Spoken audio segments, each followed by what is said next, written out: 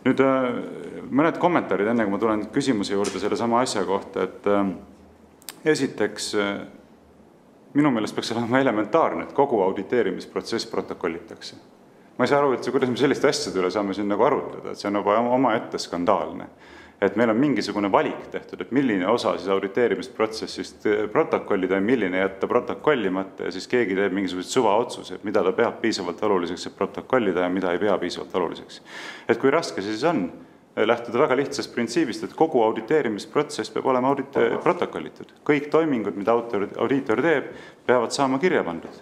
Ja kui need kirja pandud ei ole, siis neid läbi viidud ei ole. Mina lähtuksin sellisest eeldusest. See on igati mõistlik ja tavapärane auditeerimisprotsesside juures.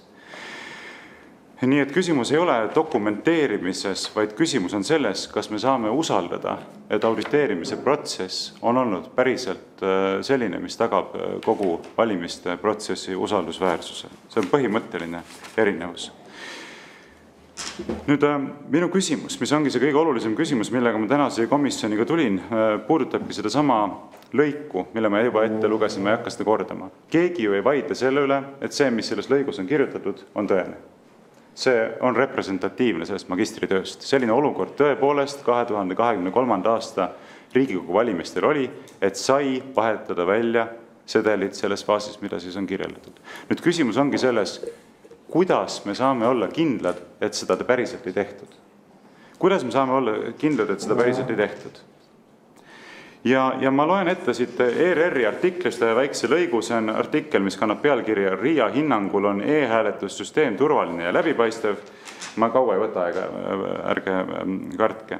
Ja siin on siis Tarvo Treier, kes oli siis Kristjan Tüüna magistritöö juhendaja, öelnud selle kohta järgmiselt. Kui meil on üle 300 000 sedeli, siis me ei leidnud ühtegi tarkvara, millega audiitor saaks neid massiliselt vaadata. Küsisime valimisteenistuse käest selgitust, et kuidas siis tehakse. Oleks hea, kui te ka kuulaksite, muidu te ei saa mu küsimusele vastata. Küsisime valimisteenistuse käest selgitust, et kuidas siis tehakse. Me saime selgituse, et neid vaadatakse manuaalselt pisteliselt läbi. Ja siis on tsitaat Arne Koitmäelt, tsiteerin, audiitorid kõiki andmeid siiski kontrollisid ja selles punktis tegid nad seda käsitsi. Nüüd praegusel hetkel, nagu mina aru saan asjast, on see, et me peame lihtsalt uskuma teid, et mingisugused käsitsi läbi viidud pistelised kontrollid aset leidsid. Minu küsimus teile ongi see, kas te saate ka kuidagigi tõendada ja kui siis kuidas, et päriselt ka pistelised kontrollid läbi viidi ja et need näitasid seda, et teie poolt siis mitte mingisugust sedelite vahetamist ei toimunud. Või ongi selline olukord, et me peame lihtsalt uskuma teid, kel teil oli võimalus neid sedeleid vahetada, et te neid ei vahetanud, ja peame uskuma seda, et audiitor viis läbi pistelisi kontrolle, aga ühtegi tõendit reaalselt, mis võimaldaks veenduda, et see väide ka tõele vastab, ei eksisteeri. Ehk siis veel kord, kas sellised tõendid eksisteerivad ja kui eksisteerivad, siis kust need tõendid on ja kuidas me nendega tutvuda saame?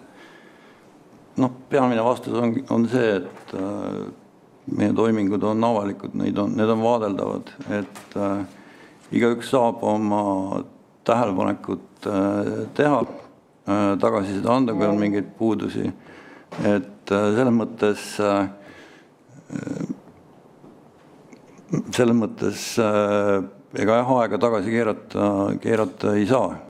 Aga minu küsimus on praegu vastamata. Ma küsisin teie käest väga selgelt ja konkreetselt ja palun ka selget ja konkreetset vastust. Kas teil on esitada mingisuguseidki tõendeid, mis kinnitaksid seda, et audiitor päriselt ka viis läbi pistelised kontrollid käsitsi veendumaks, et selles faasis, kus kehtivad hääled eraldatakse kordus- ja paberhääletamisega tühistatud häältest ning tehakse anonüümseks, ei esitatud loendamiseks täiesti uusi sedeleid.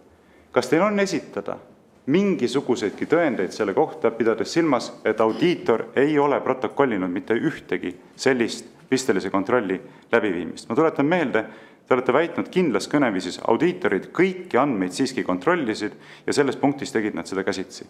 Kuidas te tõendate seda? Või ongi see tühipaljas väide? Ja ma ütlen, asi on selles mõttes tõsine, et kui varem väidetakse meile, et meil on end-to-end verifiability ehk siis otsast lõpuni kontrollitavus juba olemas, siis selgub, et tegelikult ei ole olemas väga kriitilises faasis, kus on võimalik sedeleid vahetada, siis meile öeldakse, et aga tehti pistelisi kontrolli käsitsi ja kui ma nüüd siis küsin, et aga vabandust, et kuidas te tõendate seda, siis ütlete mulle, ega otseselt nagu ei tõhendagi, et teil oli endal võimalus tulla vaatama, kui te ei tulnud, et nad siis oma viga enam-vähem. Et see nüüd küll ei ole mingisugune tõend. Ehk seetõttu ma kordan küsimust, kas on kuidagi võimalik teil tõendada, et neid pistelisi kontrolle läbi viidi ja et nende kaudu välistati siis see, et sedeleid reaalselt vahetati 2023. aasta Riigikogu valimistel. Aitäh! No, nagu ma ütlesin, seda kontrolli kirjalikult ei protokollitud. Ehk siis tõendid puuduvad? Jällegi ma ütlen, et see toiming on avalik, aga jah, selles mõttes ei ole esitada sellist paberit, millel see kirjas on. Aga see on nüüd skandaalne, kui meil on Riigikogu valimised ja on tuvastatud, et teatud faasis on olnud võimalik massiliselt sedeleid välja vahetada ja kui küsitakse, kas on mingid tõendid selle kohta, et kontrolliti, et seda ei tehtud, siis öeldakse, et tegelikult jah, ei ole, mitte midagi ei ole. Kuidas me sellist valimissüsteemi siis kasutada saame? Lühimärkus jah, et mina vaatlejana olin seal kohal ja mina ei näinud, et neid kontrolli oleks tehtud. Ja ma olen ka rääkinud teiste vaatlejatega, kes olid seal kohal, kes kinnitasid seda sama.